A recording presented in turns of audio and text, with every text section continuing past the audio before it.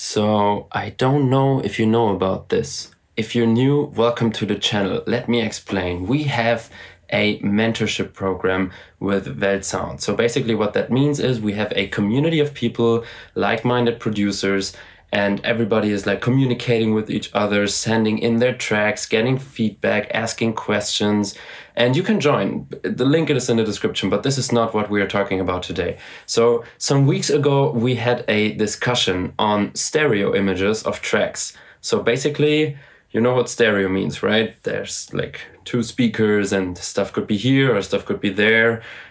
Well, in this video, we're going to have a very, very deep dive onto this topic, but we're going to start from zero. So if you're a little confused right now, don't worry. We'll talk about the basics and then we'll go much deeper and there's going to be something for everyone. So let's talk stereo.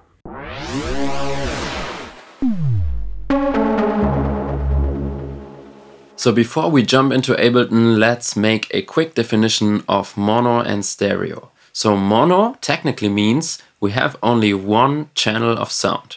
So stereo obviously means we have two channels of sound, right?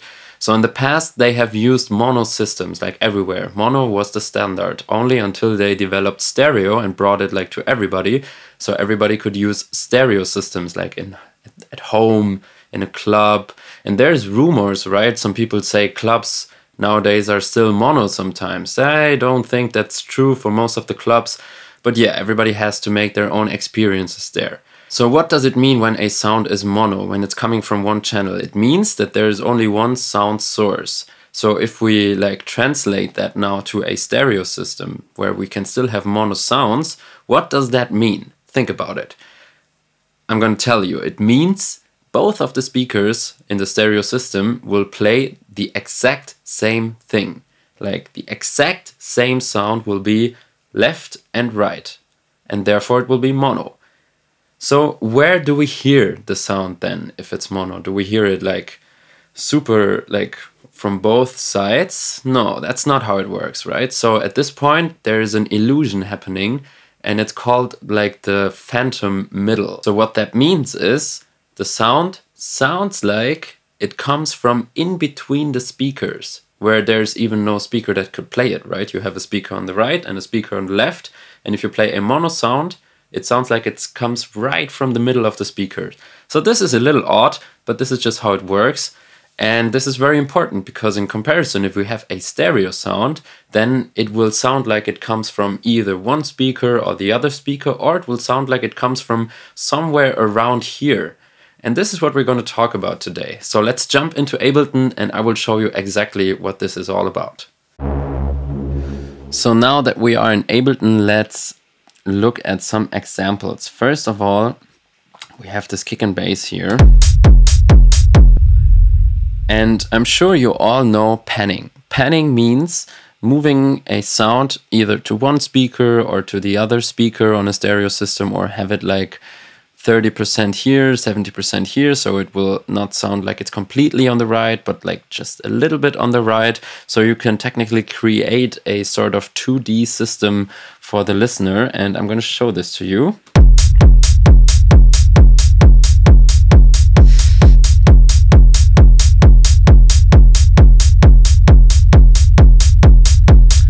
Right, so this is panning, and this is a way of stereo information already. But there's more to stereo information than just panning, and we want to focus today on this more than panning, right? So how can something be stereo if it's not panned? Well, for that you have to understand what makes a sound stereo in the first place if you listen to it on a stereo system. So we already talked about mono sounds like being the same on both speakers, and therefore we kind of perceive them as if they would come like right in front of our, like right from the middle, this kind of phantom spot. And this is true for example, this kick drum. This won't work on your headphones. There's no such phantom spot, but if you listen to this on speakers, you will hear the kick drum right in the middle. So there is a way now to have this hi-hat and to not hear it in the middle, even though we don't pan it. And there is technically two variables that we can work with to make something stereo without panning it. The first one is time and the second one is frequencies. So what am I talking about? Time is maybe the easier one, first of all. You have to understand that, let me repeat that, when a kick drum is mono, it is the same on both speakers. So if we like analyze it time-wise, it means in the exact same time both speakers will play the exact same signal. So what we could do now is we could delay one speaker to the other one. We could let the kick drum be like here and then 10 seconds later there. So our brain would very easily understand that first it was here, then it was there. So this is not really like stereo width. This is more like just, that would be panning technically, right? Kick drum 1, kick drum 2. But what if we bring those two kick drums closer together, like instead of 10 seconds, maybe 1 second, maybe half a second, maybe 100 milliseconds. Now we come closer to an area where it's very interesting and where something called the Haas Effect happens. So this technically happens in between 5 to 20 milliseconds, kind of. So we're talking about the delay, right? Let me say that again. Let's say we have the hi-hat and we have it like on one speaker, right where it should play. And on the other speaker, it plays, let's say 10 milliseconds later. So what will happen now? 10 milliseconds is very, very short. So our brain is not able to understand this as like two different sounds. It will not say, oh, first it was here, then it was here, right? It will rather create a stereo image for us. This is another kind of illusion. And therefore the sound will, it will feel like it's on both sides, but on the, like on the outside parts. Like it's not in the middle, as I said before, as the kick drum, but it's rather outside. And we can very easily do this with the echo, for example, if we just go to time on both, and they shouldn't be connected. And now we bring the feedback down, so we only have one repetition.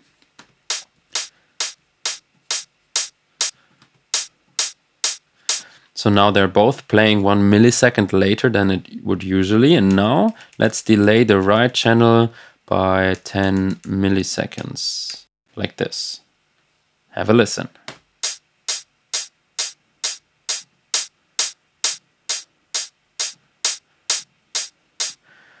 This is the whole magic.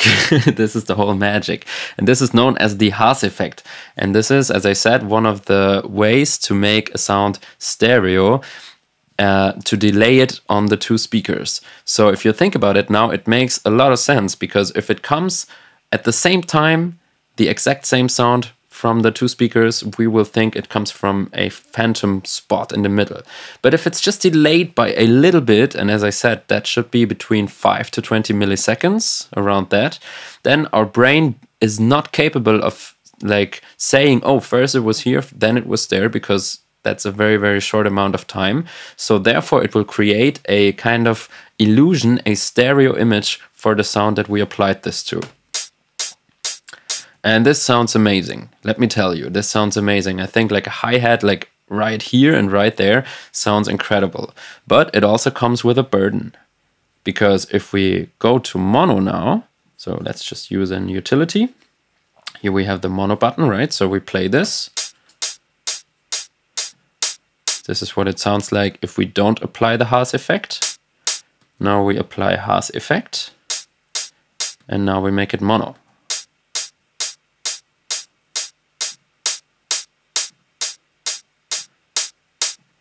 Can you hear that?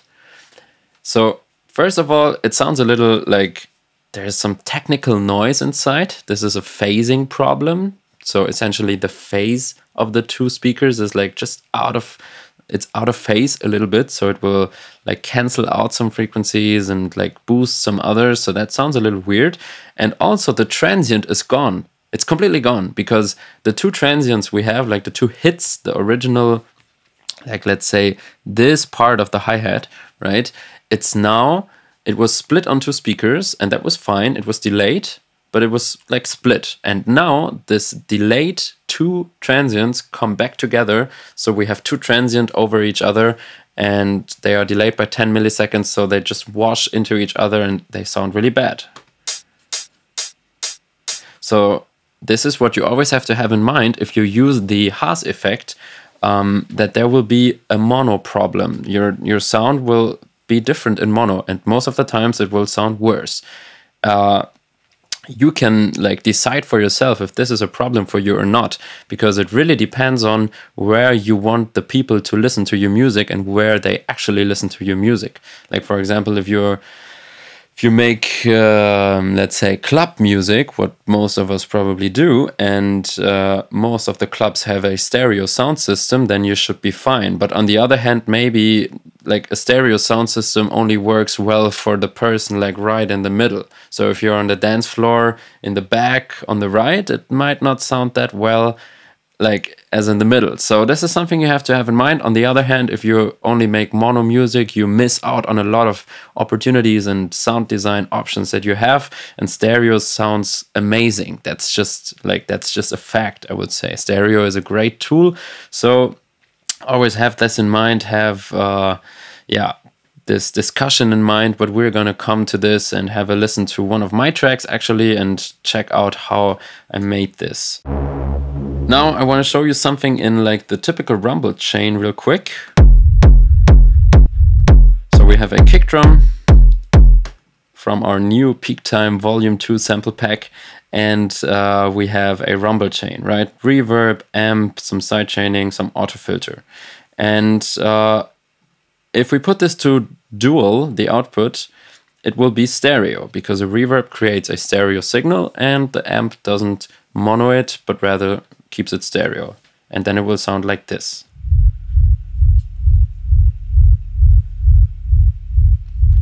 If you are listening on headphones now, I know what you're thinking. That actually doesn't sound so bad. It feels like it, but if you have this in a club, it will be messed up. Like low frequencies, and everybody kind of knows this because this is something that you got told right away when you start music production. Low frequencies should be mono. And while this is a rule that you can break maybe sometimes, you are very, very good and safe when you just follow the rule, right? Because there will only be problems, and if you don't know how to handle them correctly, or if the people listening to the track are not in the best situation for a stereo setup, then the song will just collapse. So make sure to always have your bass mono, your rumble mono, and also bass lines, right? There should always be have at least like the low frequencies should be mono. So this is something what I wanted to show you real quick over here. We have this kick and bass line, and this is a completely mono bass line, but if we put this to stereo now,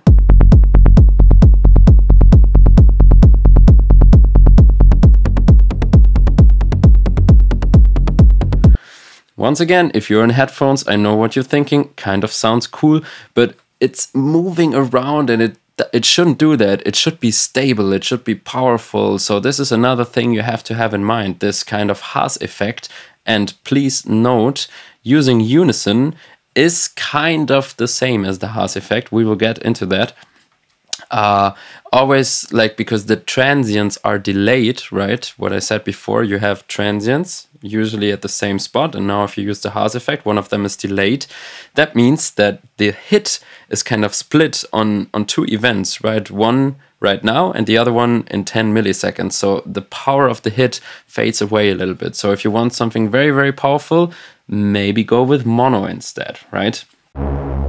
So there's this kind of feeling that a lot of people have, I would say, that applying Unison, for example, on Serum will just always make the sound better. Because, and that's, I mean, I can understand that, because stereo just sounds like massive and big and like blows your mind kind of. But at the same time, you lose the power. So remember, I told you there's like two ways to make a sound stereo. The one was time. The second one is frequencies. And essentially that means that having different signals on the channel, even though if they're played at the same time, but if they're a little different to each other, it will feel stereo. And the Unison in Serum, this is kind of combining both of the effects. Like we have the time effect, the Haas effect, like on 9 voices, those 9 voices will get delayed a little bit, and they will also be detuned a little bit. So it's like the combination of both of these effects. And it feels super stereo.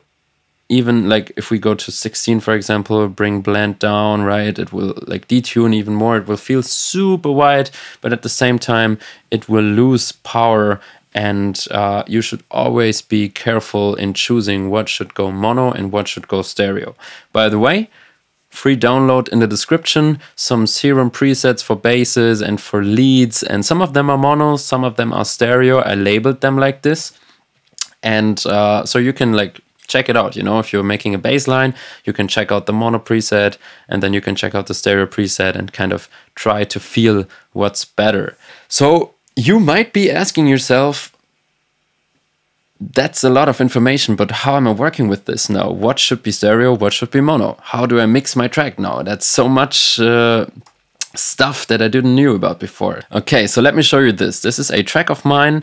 And this is Ozone, which has this vector scope, which can show you kind of the stereo width. I don't want to dive too deep into this. We're just going to look at this now, and we have to understand two things. So listen up.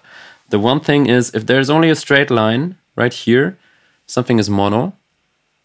If there's like a lot of dots, a lot of stuff happening, you will see that in a minute, then it's not mono anymore. It's very, very stereo.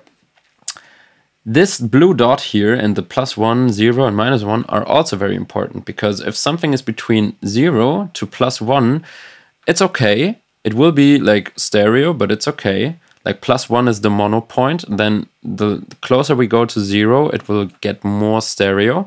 If we cross 0 and go like below it, to closer to -1, we will be in an area where we are so stereo that we will once again get those phase problems, and there will like some frequencies will just cancel each other, some will raise in volume, and we really don't want that.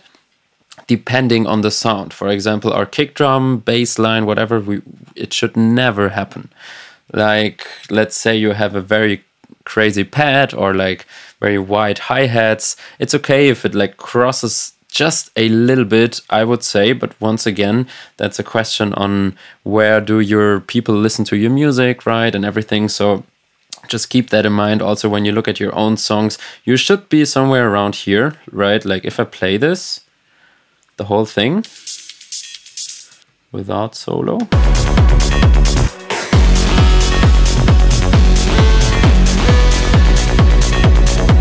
You can see the dot is always around this area. But now what we want to do is we want to visualize a concept that will help you put everything in the right place, like stereo or mono wise. And this concept is called the pyramid, the stereo pyramid, if you want to. And essentially what it's saying is you should have the bass mono, and then like a pyramid, maybe a reverse pyramid, the higher your frequencies are, the more stereo width they should have. So it should be like right, nothing in mono, and then the higher you go in frequencies, like in the mids, it can be like stereo, and then in the highs it can be more stereo. And this concept will always work. It will just always work. You don't always have to do it in the exact same way, but if you do it, it will work, because it just makes the track, the highs will feel more alive if they are wide, the bass will feel super powerful if it's mono, the mids will have its own space, but not too, like they will don't take too much space away from all the other instruments. So you can always have this pyramid in mind, and we want to have a look at this now. So I'm soloing this band here from 20 Hertz to 240. And we can see that there's like, it's almost mono, but there is some instrument, like the bass line, for example. Now the kick is fading away. There's no kick in this part. And you could see there's a little bit more than just a straight line. So there's a little bit stereo information in the bass line. There's also this lead synth, which goes very, very low, and there's a little bit of stereo information in there, but not much. You saw the picture before. There could be points everywhere, like dots everywhere. So low end should be mono, and then like low mid area, let's look at that. Looks like a wild flower. And revolves around here. So also it has a lot of stereo information, but still not too wide. So the next one is the higher mids. And you can see this one is going very close to the 0 now, so it's much wider. And lastly, the hi-hats,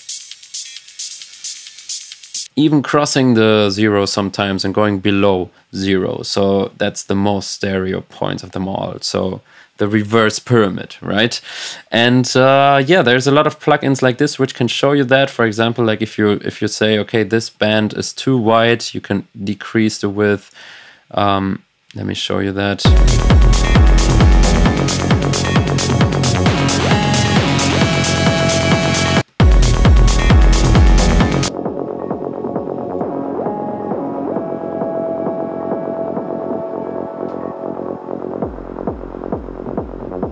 So we could essentially make it completely mono like this.